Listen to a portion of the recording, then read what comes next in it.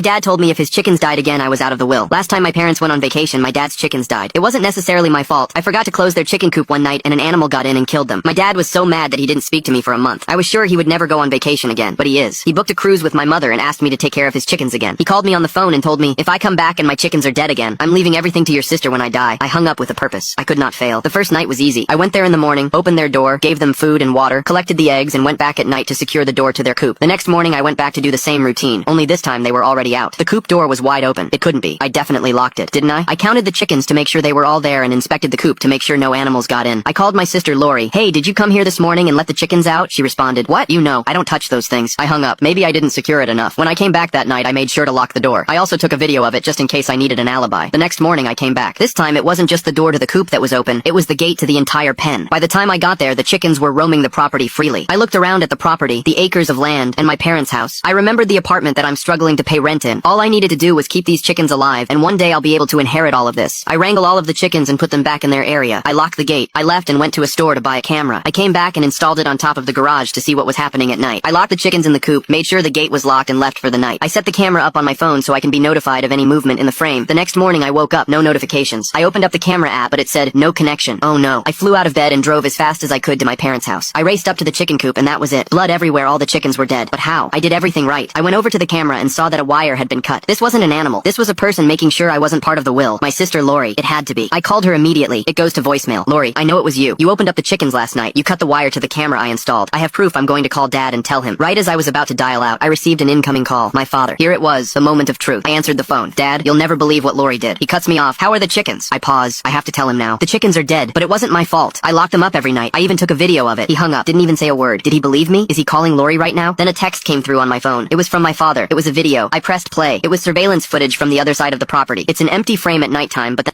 Scan the QR code to enjoy the wonderful continuation for free. New users will also receive additional rewards.